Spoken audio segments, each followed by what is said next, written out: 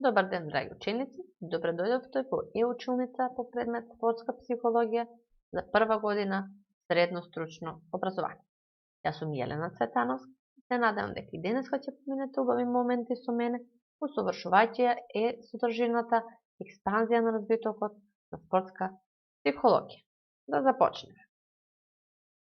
Менувајќи го својот историски пат, спортската психологија денес прерасна во една динамична и силно развиена научна дисциплина со своји изградени институции, центри и програми за тренинг, универзитетски кадри, своји исписанија, методи на истражување, широко поле на апликација и традиција на високо истакнати научни имиња кои дале свој придонес во нејзиниот историски развој.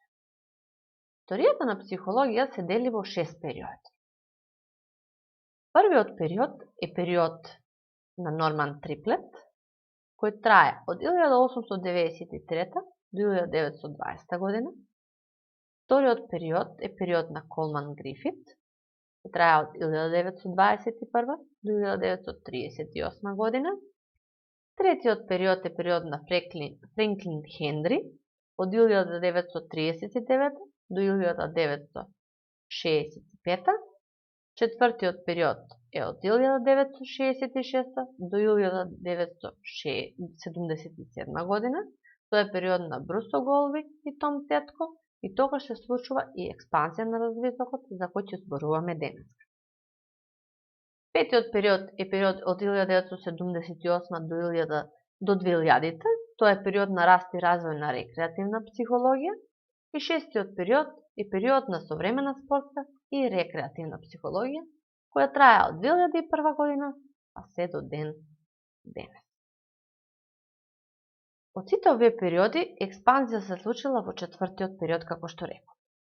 Во текот на 60-тите години, три настани го возложиле раѓањето на спортската психологија како академско поле на истражување во рамки на спортските науки. Прво, спортската психологија, иако поврзана со кинезиологија, дефинитивно се профилира како засебна научна дисциплина.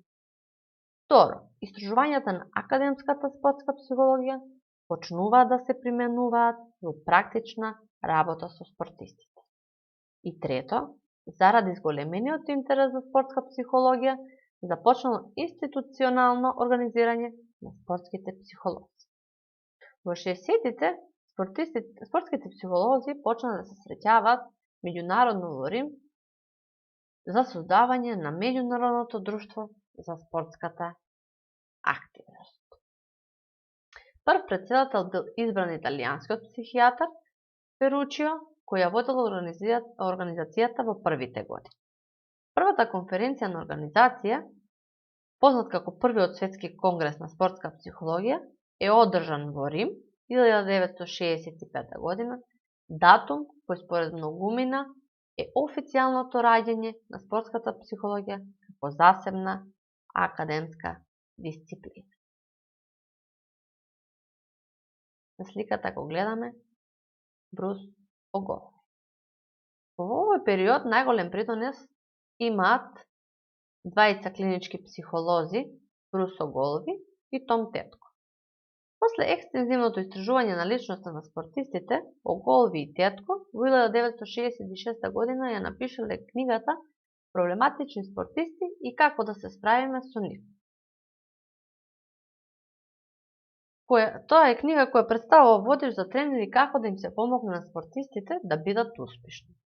Во 1969 година тие создале првиот психолошки тест Athletic Motivation Inventory за мерење на мотивација на спортистите и за предвидување на нивниот успех. Оголви и Тетко работеле како консултанти за неколку универзитетски и професионални тимови, како што е Лос Анџелес Лейкерс и Далас Cowboys. Многумина Оголви го сметаат за татко на применетата спортска психологија во Северна Америка.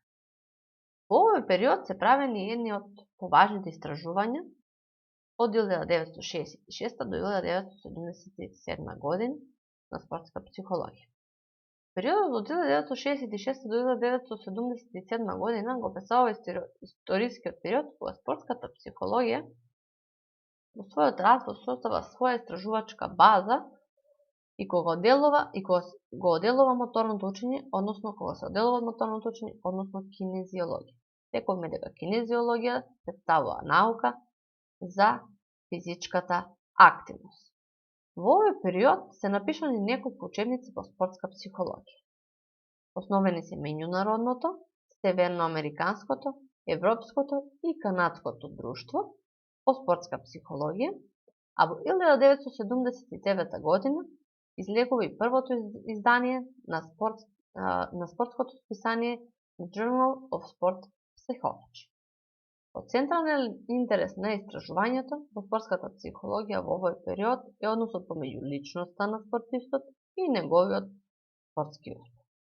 Проведени се и многу емпириски истражувања, позаимувајќи тестови од општа психологија, за да се постигне некое најзначајно откритие. Ви благодарам за вниманието, се надевам дека уживавте, имете среќна и успешна работа, до следно видување, до следно видео.